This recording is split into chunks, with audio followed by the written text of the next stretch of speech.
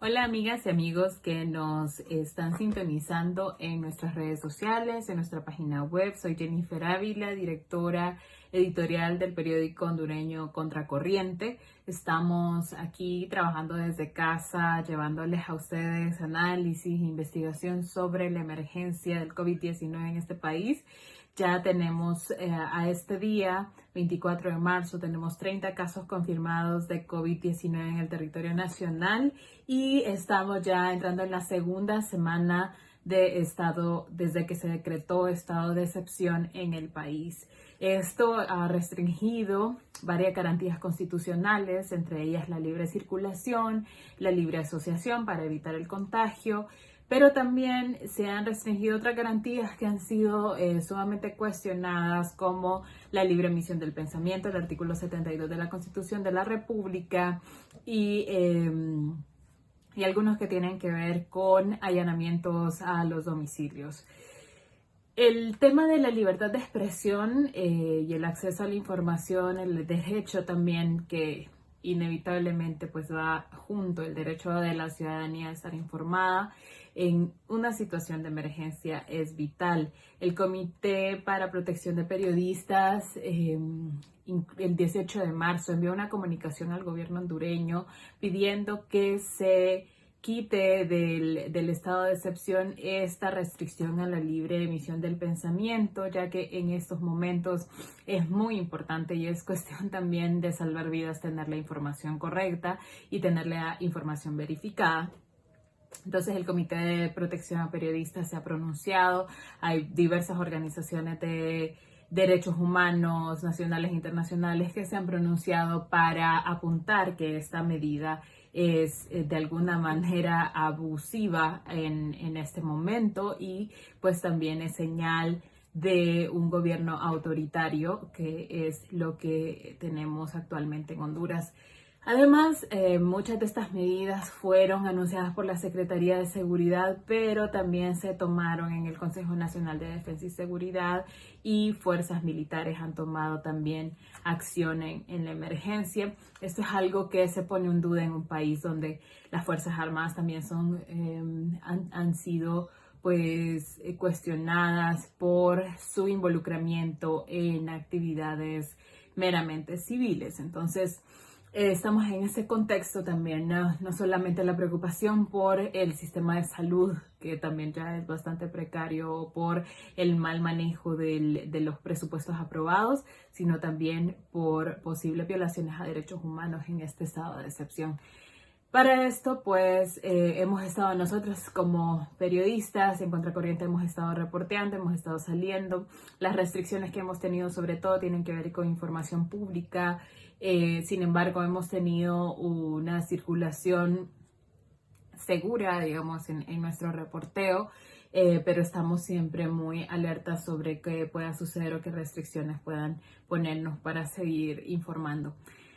En San Pedro Sula tenemos a Catherine Calderón, ella es la directora de desarrollo de Contracorriente, que también ha estado reporteando sobre todo una situación que nos preocupa mucho, que es la llegada de deportados desde Estados Unidos. Se supone que las deportaciones habían sido suspendidas temporalmente por la emergencia, sin embargo, el domingo pasado, este domingo, llegó un avión con casi alrededor de 100 personas deportadas de Estados Unidos y hemos estado reporteando, hemos estado investigando qué está sucediendo con estas personas que actualmente se encuentran en cuarentena, porque también en un estado de excepción, ya que se suspenden muchas garantías constitucionales, pues es muy difícil verificar en qué condiciones tiene el gobierno a las personas que están en cuarentena o bueno, cómo se está pues también tratando esta situación con personas como los migrantes deportados. Entonces tenemos en comunicación a Catherine Calderón, a Katy desde San Pedro Sula, para que nos cuente un poco sobre esto. Hola, ¿qué tal, Jennifer? Contenta de conectarnos por esta vía en esta crisis. Sí, bueno, hemos estado trabajando desde casa, pero también hemos tenido que salir porque ese es nuestro trabajo. Y bueno, Katy, sí queremos saber cómo está la situación en San Pedro Sula. La información más alarmante que obtuvimos esta semana fue el vuelo de deportados que llegó el domingo a San Pedro Sula y que se supone que estas personas están en cuarentena, pero no tenemos mucha información, ha sido muy difícil el acceso, entonces queremos saber un poco sobre esa situación. Así es, el fin de semana llegó un avión con 92 personas que estaban siendo deportadas de Estados Unidos, algo inusual porque la semana pasada que fuimos a hacer cobertura, más que todo de contexto para saber qué era lo que estaba sucediendo, pues nos indicaron que no se estaba recibiendo vuelos de personas deportadas. Sin embargo, el fin de semana 93 ciudadanos hondureños llegaron a Honduras en un vuelo que no entró por la pista usual donde llegan los retornados o los deportados. Y bueno, fueron 92 personas, 9 de ellas eran mujeres y el resto hombres. De esas 93 personas, una de ellas tenía una orden de captura, por lo cual fue trasladado a Choluteca, mientras que los otros fueron trasladados a un recinto para hacer como el proceso de la cuarentena, que pudieran tener como la supervisión médica, o es lo que se esperaba. Sin embargo, cuando fueron trasladados, 77 de esas personas, pues básicamente huyeron del lugar donde estaban, indicando en algunos medios de comunicación que se encontraban en ese momento, pues diciendo de que no habían las condiciones, que no se entendía muy bien por qué los estaban llevando y que ellos sentían que no era un lugar para hacer la cuarentena, por lo que querían irse a sus casas, por supuesto. Muchos de ellos tenían más de 10 años de no ver a su familia, entonces esto también genera mucho más estrés y ansiedad en estas personas.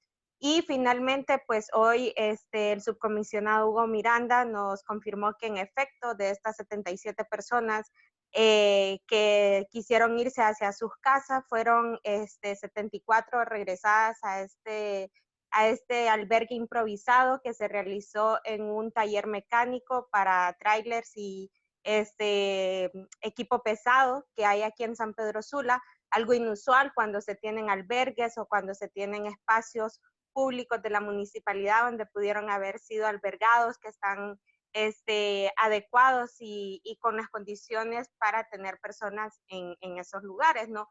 Así que estas 74 personas que regresaron, 3 de ellas al final se fueron para sus casas, 74 de ellas están en un recinto que según nos estaban informando las personas que nos pudieron atender en el portón, porque cabe destacar que durante todo el proceso, el recorrido que se realizó en todo el diámetro, en todo este proceso de las cuadras y la calle donde está ubicado este taller, está lleno de militares, o sea, hay retenes con policía militar y con policía nacional.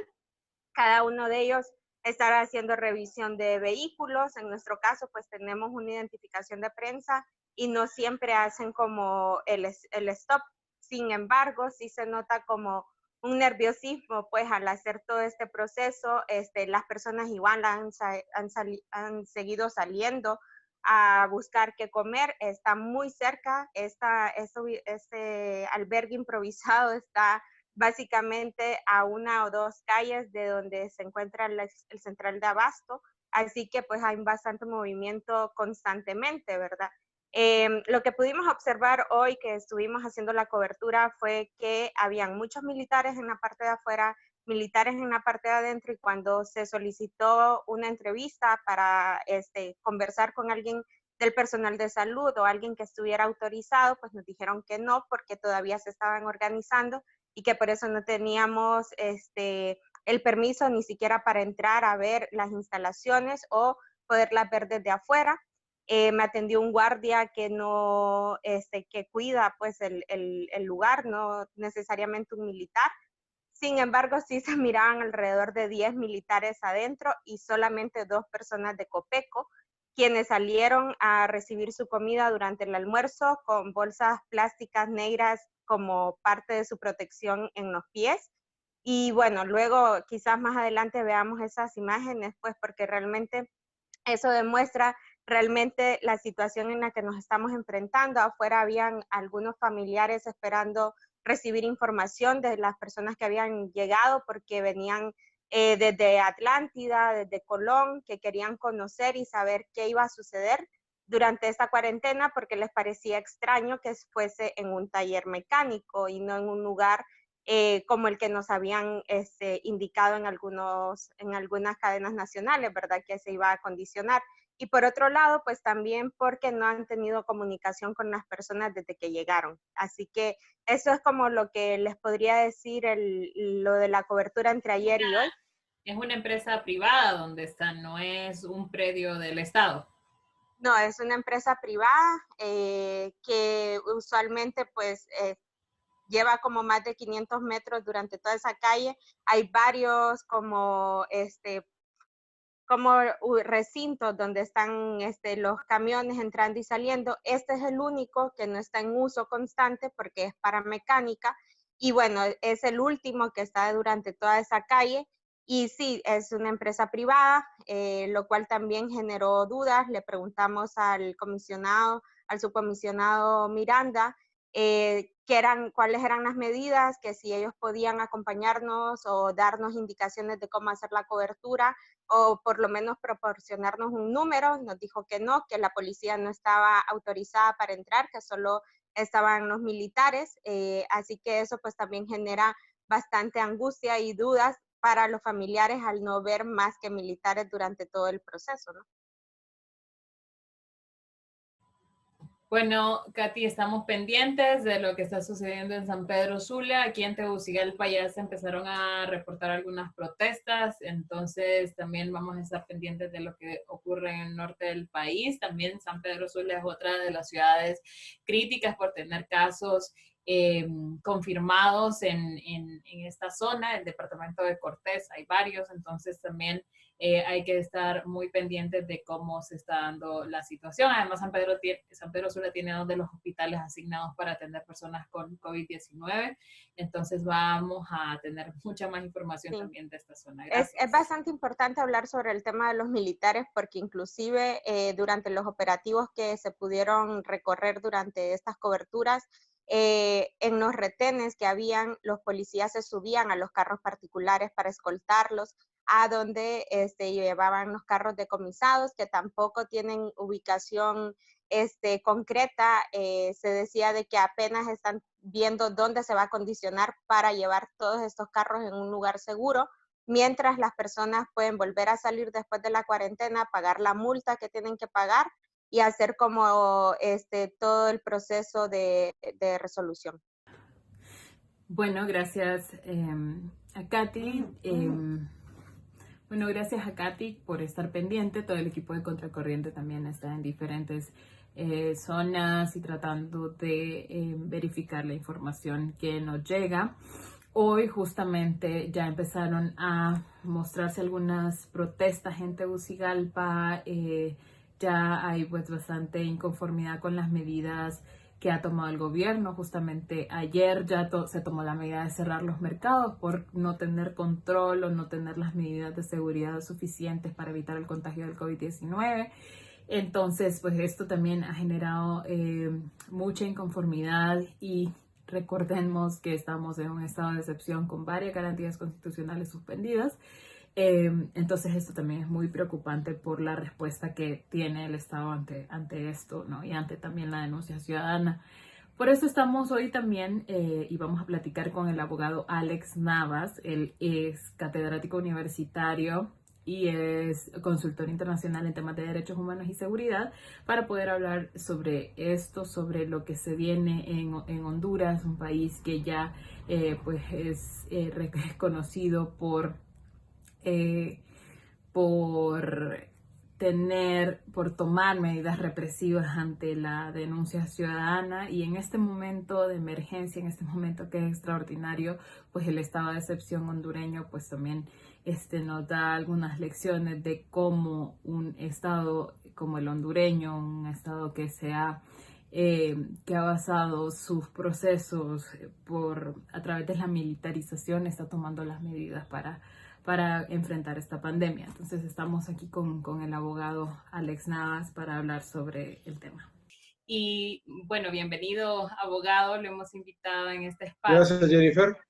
Lo hemos invitado en este espacio porque ya estamos en la segunda semana en estado de excepción por la emergencia por el COVID-19, por esta pandemia que a nivel mundial ha generado esta crisis.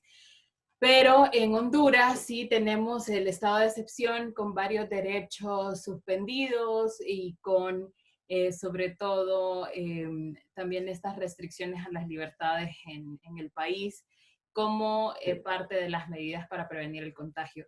Pero en el contexto hondureño, abogado, ¿esto qué puede traer también para la gente, verdad? Que ya en este momento ya se reportan algunas protestas, hay mucha inconformidad, sobre todo por las medidas de abastecimiento de alimentos, que no hay acceso a los mercados, que mucha gente vive del comercio informal, entonces esto puede escalar en conflicto. Y el Estado ha restringido estos derechos y entre ellos el derecho a la libertad de expresión. Entonces, si nos puede contar un poco qué es lo que podemos esperar en Honduras en este momento. Bueno, muchas gracias, Jennifer, por invitarme. Este es un tema muy importante. Creo que la pandemia, en primer lugar, que tuvo un epicentro en China, está teniendo graves estragos, ¿no? En temas económicos, en temas sociales, en temas culturales, en todo el mundo, principalmente en Europa, Italia, España y ahora en Estados Unidos. Bueno, Honduras con ahora creo que más de 30, alrededor de 30 casos confirmados de COVID-19, ha implementado hace más o menos una semana una especie de estado de excepción, con algunas variables, ¿no? Por ejemplo, el estado de excepción, si bien es cierto, lo aprueba el Consejo de Ministros, es una decisión que la está, digamos, sustentando el Consejo Nacional de Defensa y Seguridad. Si usted lee el PCM 21-2020, habla mucho de que las Fuerzas Armadas, la Policía Nacional, la Dirección Nacional de Inteligencia y la Fuerza Nacional Antimaras y Pandillas tendrán que aportar en este proceso. Entonces podemos decir de que el estado de excepción se ha confundido un poco con un estado de sitio, ¿no? Sí, normalmente en estados democráticos el estado de excepción es, por ejemplo, cuando estamos en una crisis social o en una crisis, digamos, pandémica, ¿no? En este caso, por ejemplo, ¿no? Y se suspenden algunas garantías. No estoy diciendo en este caso de que la suspensión de las garantías es una opción errónea por parte del gobierno. Lo que sí es erróneo es, como dice la Constitución, no poner o explicar bien por qué se van a tomar esas medidas. Por ejemplo, la libertad de asociación, perfecto. La libertad de circulación, no hay ningún problema porque esto evitaría, digamos, el contagio de las personas. Eso, digamos, lo explica el PCM que emitió el gobierno, el Ejecutivo. Pero no explica del por qué la libertad de expresión o la inviolabilidad del domicilio van a ser suspendidas en este caso. Y vamos a ir con la libertad de expresión. En primer lugar, la libertad de expresión, comentaba en un artículo que escribí para una organización internacional, Nunca Más, decía que la libertad de expresión, los pactos internacionales y la misma Constitución, en el artículo 72, dice que la libertad de expresión no puede ser coartada por ninguna autoridad, excepto cuando haya que debe ser sin ninguna prohibición, ¿no? Y que debe ser protegida por la Constitución.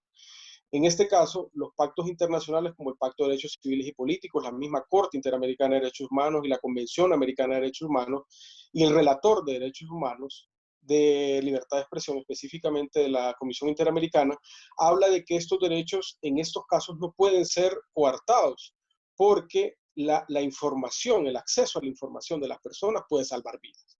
Entonces, si no hay una proporcionalidad, ¿por qué vamos a limitar la libertad de expresión? Entonces el Estado no debería detenerlo. Por ejemplo, el acceso al Internet, el acceso a tener información por los medios independientes, por los medios corporativos, el acceso al Facebook, el acceso al Twitter, el acceso a todas esas redes sociales y el acceso a fuentes independientes de conocer realmente la profundidad y los efectos de la pandemia puede salvar vidas. Y el Estado no puede venir a retrotraer esos derechos en detrimento de la población, ¿no? Los derechos humanos tienen una particularidad que tienen que ser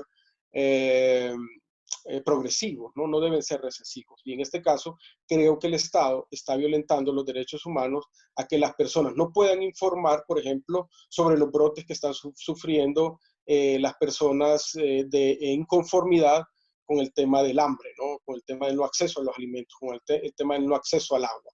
Entonces, ese tipo de cosas el Estado quiere coartarlas y solo se da, digamos, en estados autoritarios. Normalmente el estado de excepción, Jennifer, se da normalmente cuando hay una convulsión totalmente social, y en este caso todavía no la hemos tenido. En Europa, por ejemplo, se habla de estados de emergencia o de estados de alarma. ¿Y por qué le digo esto? Nosotros en Honduras, quien da digamos, la alerta de que estamos en un estado de excepción es el Consejo Nacional de Defensa y Seguridad, o sea, un organismo casi militarizado, ¿no? Que el secretario es la Dirección Nacional de Inteligencia y tiene militares y policías dentro de esa estructura. Pero no vemos en esa estructura que, por ejemplo, el Ministerio de Salud con sus expertos, o el colegio médico o el ministro o los ministros de Sanidad hagan este tipo de comunicados, sino que los hace una fuente militar. Entonces vemos de que la pandemia se está atacando de una forma como que todo se utiliza militares, ¿no? En este país hay un problema de agricultura, utilizamos militares. Hay un problema del ambiente, utilizamos militares. Y hay un problema de pandemia que en vez de utilizar médicos, científicos y epidemiólogos, en este caso, como se está haciendo en los países, en las democracias más importantes de Europa, no lo estamos haciendo de esa forma correcta y creo que eso va a tener efectos devastadores en cómo se aborda la pandemia. En estos momentos, el Instituto de Transparencia, por ejemplo, no está trabajando. No hemos escuchado tampoco información o comunicación por parte del Comisionado Nacional de Derechos Humanos. Las organizaciones de sociedad civil también están bastante limitadas por las medidas de prevención para el contagio. Entonces, en este caso, pues, ¿qué garantías o quién puede garantizar a la ciudadanía la denuncia de lo que suceda, si hay represión o si hay abuso de autoridad por parte de las Fuerzas Armadas en este momento que hay estado? Fíjese que yo le voy a decir dos casos importantes, ¿no? Uno es que en el tiempo del huracán Mitch, por ejemplo, el Ministerio Público, todos se convirtieron en fiscales de atención al consumidor. O sea, todos los fiscales se convirtieron en fiscales de atención al consumidor porque esa era la necesidad, ¿no? Y vemos que el Ministerio Público en este momento no está tomando las medidas importantes para ver si le están subiendo los precios, si hay especulación, si hay agiotaje sobre ciertos productos de la canasta básica y productos de entera necesidad. Eso es un primer caso. Otro caso es el Tribunal Superior de Cuentas. El Tribunal Superior de Cuentas, que hablan mucho de que no es necesario de castigar a la gente, sino hacer las famosas auditorías concurrentes, ¿no? De que estar ahí para que la gente no cometa actos de corrupción. Pero no vemos que en estos 500 millones de dólares que aprobó el Congreso y los 500 millones que aprobó el Ejecutivo, no vemos auditorías concurrentes o auditorías que esté haciendo el Tribunal Superior de Cuentas in situ, de qué es lo que se está comprando, cómo se está comprando, si tiene los requisitos específicos, si tienen las especificaciones que se necesitan para poder proteger la vida, y eso está provocando, digamos, mucha especulación, mucho ambiente oscuro, mucha opacidad sobre cómo están haciéndose las compras en este caso, ¿no? Y con respecto al Comisionado Nacional de Derechos Humanos, lo escuché la vez pasada que él dio una especie de conferencia de prensa donde había hecho una visita a los hospitales, pero no vemos una posición, digamos, fundamentada en cuáles son los derechos que se están violentando. Por ejemplo, nadie está hablando de que ayer tiraron bombas lacrimógenas en un mercado, en el Zonal Belén, en Tegucigalpa, para esparcir la gente, ¿no? La gente lo que está haciendo, Jennifer, es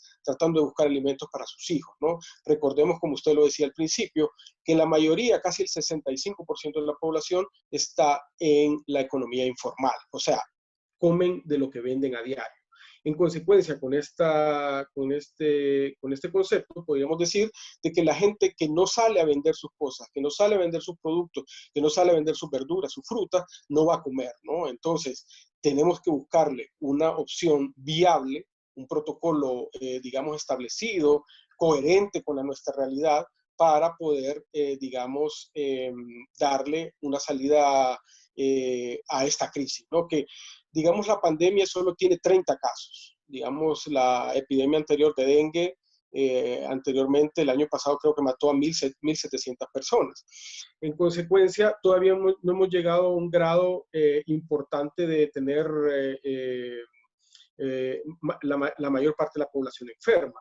En consecuencia, con eso se tienen que tomar medidas alternativas para que esos efectos, digamos, de la no libre circulación, la no libre asociación, el cierre de bancos, el cierre de centros de abastecimiento, no sea una solución que sea peor que lo que está proponiendo el gobierno, ¿no? Y que la gente empiece a reclamar, a tomarse supermercados, a tomarse centros de abastecimiento para poderle dar de comer a sus propias familias.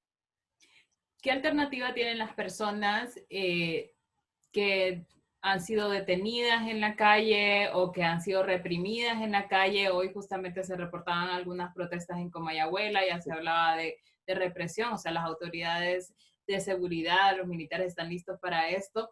Entonces, ¿a quién pueden acudir? O sea, ¿qué pueden hacer las personas que están siendo detenidas? Además, hay inmigrantes deportados en cuarentena, claro, que están en condiciones a las que los medios no tenemos tampoco acceso para auditar, no sabemos exactamente qué condiciones tienen. Entonces, ¿qué alternativas pueden tener estas personas en este estado de excepción cuando se les han violado los derechos? Una de las cosas importantes, por eso decía que era tan preocupante el tema de la libertad de expresión, porque de esos casos nos vamos a dar cuenta cuando los medios de comunicación o cualquier persona que sea comunicador social, porque cualquier persona puede informar de que hay graves violaciones de derechos humanos. ¿Cuál es la opción? Bueno, leyendo el PCM, dice de que el Comisionado Nacional de Derechos Humanos y sus funcionarios tienen libertad de circulación. O sea, debería ser el CONADE, como representante del pueblo, ser el garante de que se respeten esos derechos. O sea, los derechos, por ejemplo, de los retornados, deportados, que tengan las medidas de seguridad donde van a ser, digamos, puestos a disposición para que no puedan, digamos, si traen el virus, puedan hacerse las pruebas y toda esta situación sanitaria. Con las personas, por ejemplo, que fueron detenidas en San Pedro Sula, en Tegucigalpa o en Choluteca, debe el mismo comisionado tener un protocolo de seguimiento a estos casos, ¿no? Que solo pueden ser detenidos por cierto tiempo y deben ser puestos en libertad y cuando sean detenidos, ponerlos, digamos, con todas las cuestiones sanitarias. Con las organizaciones de derechos humanos es más complicado, porque ellos tienen que mandar una nota, entiendo yo, a SINAGER, que es el Sistema Nacional de Emergencias, para poder que ellos se les pueda autorizar, ellos puedan tener un libre de circulación.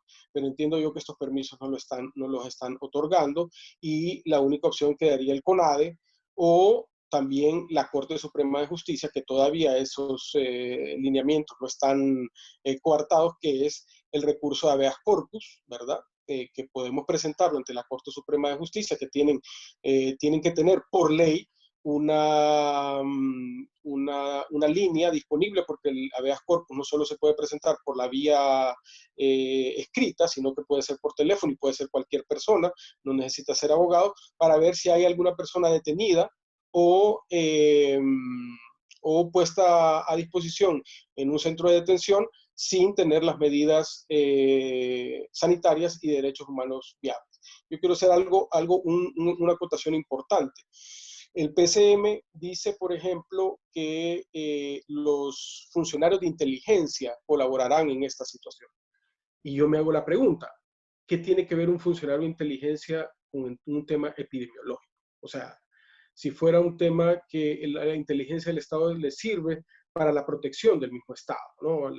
Y que tiene que ver con temas estrictamente policiales y militares, ¿no? De seguridad del Estado. Entonces, ya cuando funcionarios de inteligencia están actuando de una forma, digamos, sin garantías constitucionales, sin garantías que protegen a las personas, eso ya es una situación de preocupación para toda la población, porque pueden haber levantamiento de perfiles, pueden haber detenciones de líderes sociales, de líderes de oposición, argumentándose en una situación de que están poniendo en riesgo la seguridad del Estado. Y eso es peligroso para el sistema democrático y la institucionalidad del país. Y eso tiene que ver, abogado, con la falta de legitimidad del gobierno también, ¿no? En países, bueno, en China también han implementado medidas muy drásticas de vigilancia ciudadana, de hecho, Drones. para saber, por ejemplo, o sea, y han desarrollado tecnología para saber, por ejemplo, a través de los teléfonos móviles o de la tecnología a la que tiene acceso la gente, el nivel de temperatura, por ejemplo, de las personas. O sea que hay muchos mecanismos de vigilancia ciudadana que se han implementado debido a esta crisis, pero la preocupación en Honduras es eso, ¿no? La falta de legitimidad del gobierno, la forma o los protocolos de actuación o la forma en la que se están aplicando Fíjese que estas medidas. correcto, yo le voy a decir otra cosa, Jennifer. Mire, ayer, por ejemplo, despidieron a la vocera de Sinajer, ¿no? La doctora Araujo. Y eso le crea un ambiente un poco denso, ¿no? En lo que está pasando dentro, en lo que está pasando dentro de, la, de estos protocolos de emergencia. Y la doctora decía en una entrevista ayer en un medio de comunicación, decía, yo no tenía más información de la que tenían ustedes. O sea, que realmente la información que está pasando por el gobierno de la República lo están pasando muy pocas personas, la conocen muy pocas personas y no están diciéndole, digamos, o podemos suponer eso, la verdad a la población hondureña de cuál es la verdadera magnitud de la pandemia. Con respecto a los temas de seguridad y todo eso, cuando se utilizan militares para todo, Jennifer, cuando se utilizan militares para resolver todos los problemas, es un síntoma, digamos, de la enfermedad del Estado y de la erosión del Estado de Derecho. O sea, los militares son la salvación de todo. Y podemos verlo en caso de Bolivia, por ejemplo, que se utilizaron militares para sacar un presidente, militares, por ejemplo, para sacar la CICIG de Guatemala, militares acá para temas específicamente que no tienen que ver, por ejemplo, con un tema de agricultura. En Chile, por ejemplo, militares reprimiendo a las personas con un tema de seguridad social. Entonces, eso demuestra, es un síntoma de la enfermedad democrática en el, digamos, en el hemisferio occidental. Estamos viviendo épocas donde si no hay militares no pueden subsistir los estados, ¿no?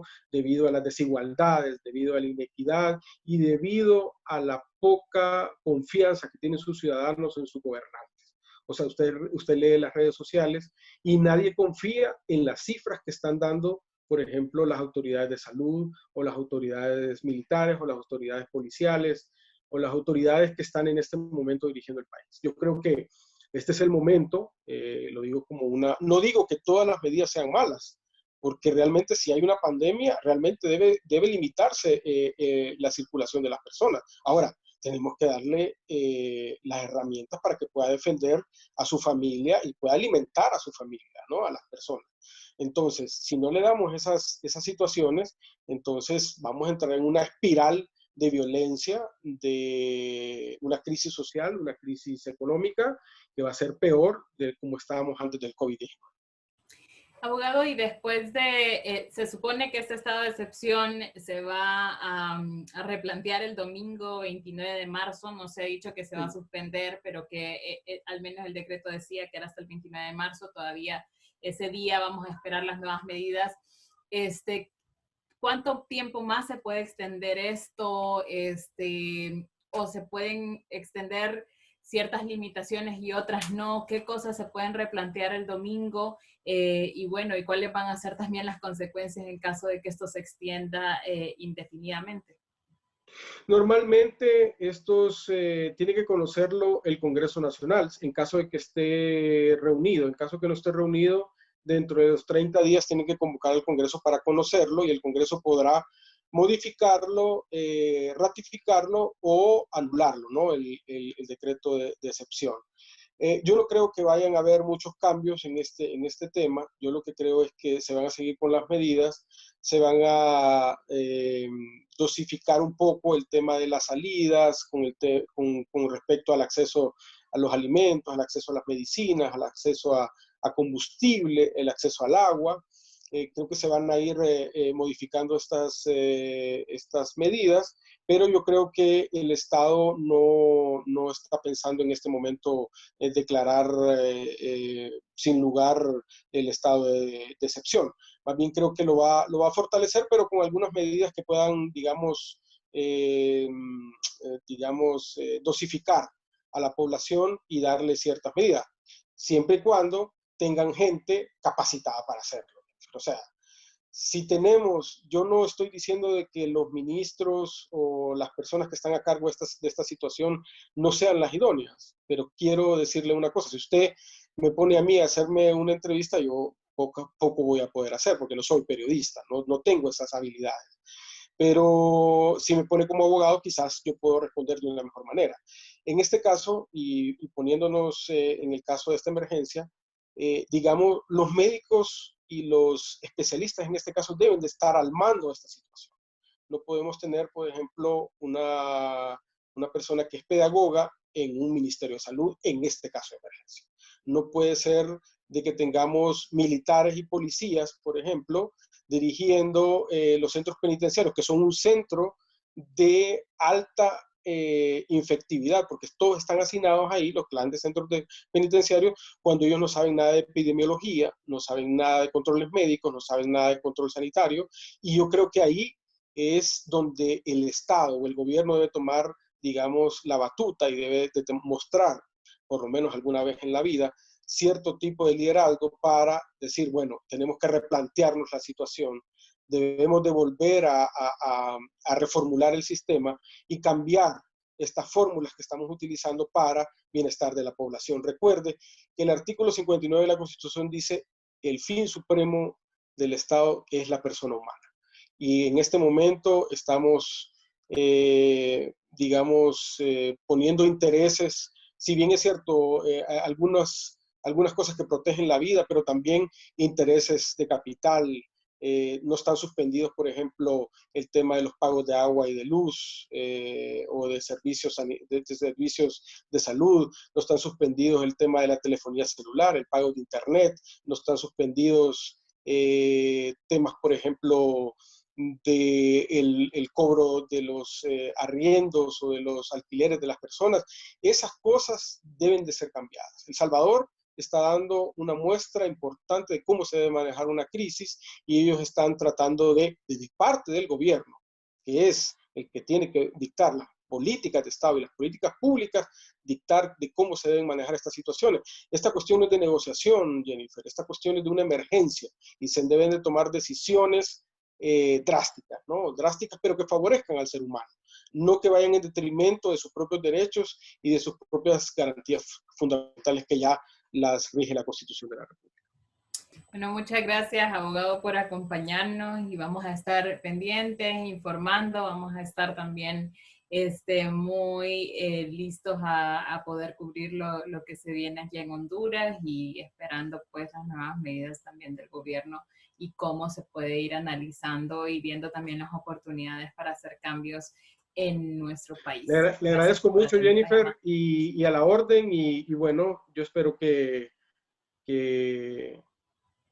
Honduras salga de esta situación, y yo creo que vamos a salir avante, siempre y cuando se tomen las medidas pertinentes del caso, ¿no? Muchas gracias. Bueno, gracias por sintonizarnos, por estar pendientes de nuestras redes sociales. Les invito a que se suscriban a nuestro chat, a nuestro canal en Telegram. Estamos informando todos los días sobre las nuevas medidas, pero también estamos contándoles y llevándoles análisis, estamos contándoles cómo hemos estado auditando el dinero que se aprobaba en el Congreso Nacional, que se aprobó a través de decretos también ejecutivos, también cómo ha estado moviéndose la situación en temas de derechos humanos, el tema de migración, como el tema económico también. Hemos estado haciendo diferentes entrevistas, estamos trabajando desde casa, pero también tratando de llevarles toda la información verificada que en este momento se necesite. En este momento se necesita estar muy informados y pues muchas gracias por sintonizarnos. Síganos en nuestras redes sociales, Twitter, Instagram, Facebook, y suscríbanse a nuestro boletín semanal también. Tenemos abierta nuestro espacio de cronistas de la cotidianidad, donde ya varias personas han estado escribiendo su experiencia desde el extranjero, hondureños en el extranjero o personas dentro del sistema de salud que nos están contando cómo se está viviendo la situación aquí. Y bueno, estamos siempre pendientes y trabajando con nuestra audiencia y escuchándoles. Muchas gracias por su atención.